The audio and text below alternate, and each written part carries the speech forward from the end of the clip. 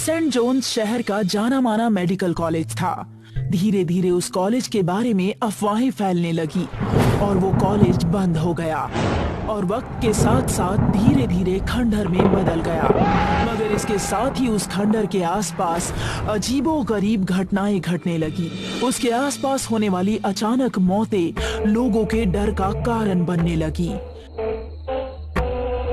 एक रोज एक लड़की अपने पालतू डॉग को शाम के वक्त घुमा रही थी कि तभी प्लूटो, अरे रुको, कहाँ जा रहे हो? उफ, लड़की का डॉग उसके हाथ से चेन छुड़ाकर भागता हुआ टूटे हुए मेडिकल कॉलेज के अंदर चला गया।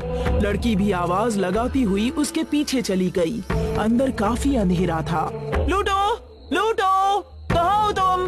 Come here. लड़की जैसे ही अपने मोबाइल का टॉर्च ऑन करके देखती है, भयानक चेहरों वाले कुछ लोग प्लूटो के अंगों को बैठे चबा रहे थे। वो खौफनाक नजारा देखकर लड़की बेहोश हो गई और उसके बाद उस लड़की का कुछ पता नहीं चला। इस घटना के कुछ दिन बाद जब एक रात तेज बारिश हो रही थी और एक टैक्सी वाला पैसेंजर्स को लेकर वहां से गुजर रहा था। ऐसी तूफानी बारिश पहली बार देख रहा हूँ। लग रहा है कि आज पूरा शहर ही डुबा देगी।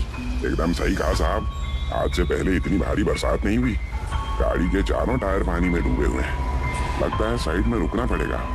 हाँ भैया, गाड़ी कुछ देर के लिए साइड में रोक लो, बारिश कम होते ही निकल जाएंगे। टैक्सी वाले ने गाड़ी को उसी टूटे हुए कॉलेज के नजदीक जाकर रोक दिया और वो दोनों फौरन टैक्सी से निकलकर उस टूटी हुई इमारत के अंदर चले गए। अचानक उन्हें वहाँ एक गार्ड दिखाई देता है। अरे आप लोग यहाँ खड़े भीग क्यों रहे हैं? अंदर चलिए, बैठने की अच्छी व्यवस्था है। बारिश से बचने के लिए पैसेंजर्स और टैक्सी वाला उसके साथ टूटे हुए कॉलेज की बिल्डिंग के अंदर चले गए। पर कुछ ही पलों बाद टैक्सी ड्राइवर और पैसेंजर्स की दर्दनाक चीख से बिल्डिंग थर्रा उठी।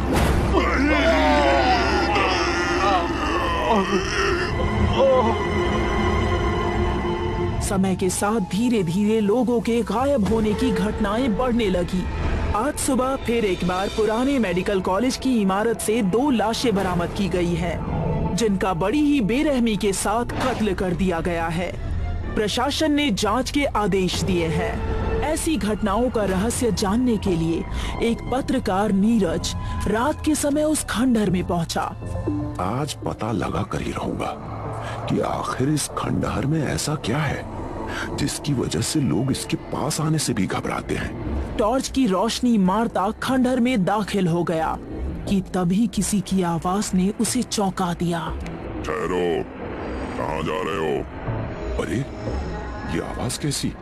इतनी रात गए मेरे सिवा यहाँ और कौन हो सकता है? नीरज ने पीछे पलटकर देखा। उसके ठीक पीछे एक सिक्योरिटी गार्ड खड़ा हुआ था जो देखने में रहस्यमयी सा दिख रहा था। अरे गार्ड साहब, आप यहाँ ड्यूटी पर हैं?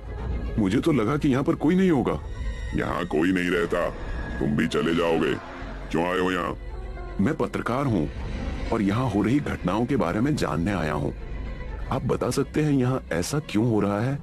वो जानने के लिए तुम्हें मेरे साथ इस खंडहर के अंदर चलना होगा। क्यों नहीं, मैं तो खुश हूँ कि यहाँ मेरी मदद करने वाला कोई तो है। नीरज उस गार्ड के पीछे पीछे खंडहर के अंदर चला गया।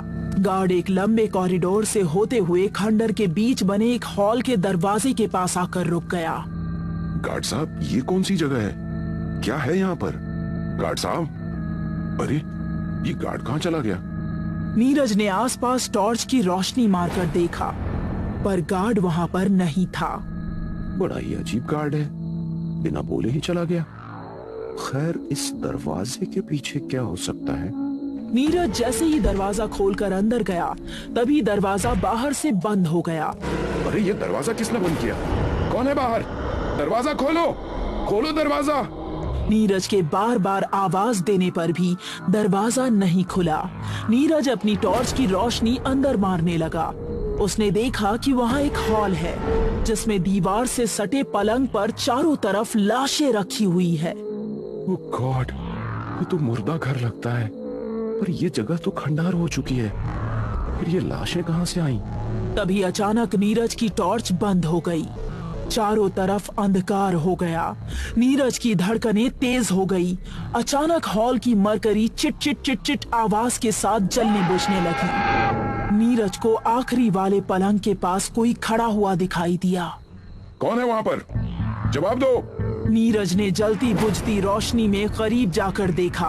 वहां एक लाश थी जिसका चेहरा कटा फटा था और वो लाश अपने हाथों में अपना कटा हुआ जबड़ा लिए खड़ी थी। भूत बचाओ! नीरज दरवाजे की तरफ भागा पर वो किसी से टकरा कर गिर गया। नीरज एक लाश से टकरा कर गिरा था जिसकी दोनों आंखें निकाली गई थी और वो हंस रही थी। ये मैं कहाँ फंस गया? कोई बचाओ मुझे! गार्ड साहब! गार्ड साहब! दरवाजा खोलो! तभी मरकरी की लाइट में नीरज ने देखा कि उसके सामने वही सिक्योरिटी गार्ड खड़ा था जिसने उसे कुछ देर पहले यहाँ लेकर आया था। बचाओ मुझे! यहाँ भूत है! यहाँ भूत है! आप कहाँ चले गए थे और अंदर कैसे आए? दरवाजा तो बाहर से बंद है। गार्ड नीरज की बात के जवाब में भयानक हंसी हंस रहा था और अगले ही पल नीरज ने एक भयानक मंजर देखा। मुर्दा घर के सारे मुर्दे नीरज के चारों तरफ घेरा बनाकर खड़े हुए थे और उस गार्ड के साथ हंस रहे थे। कुछ समझ में आया तेरे? इस हॉल में सिर्फ तू ही ऐसा है जो जिंदा है। मैं भी एक बार इन मुर्दों का शिकार बना था। आज तेरी बारी है। देखो मुझे जाने दो। मैंने क्या बिगाड़ा है तुम लोगों का? इन मुर्दों ने भी किसी का क्या बिगाड़ा था? जब यहाँ कॉलेज था तो एक्सीडेंट में मारे गए लोगों की लाशों को यहाँ पर लाया जाता था। उन लाशों को बड़ी बेरहमी से काटा और फाड़ा जाता था। अकाल मौत के बाद इनके शरीर को भी सजा दी जाती थी। अब इन सब की आत्माएं यहीं रहती हैं और यहाँ आने वाले हर इंसान को अपना निवाला बनाती हैं। नहीं नहीं, छोड़ दो मुझे, जाने दो। देखते ही देखते सभी मुर्दे नीरज पर टूट पड़े। बचाओ!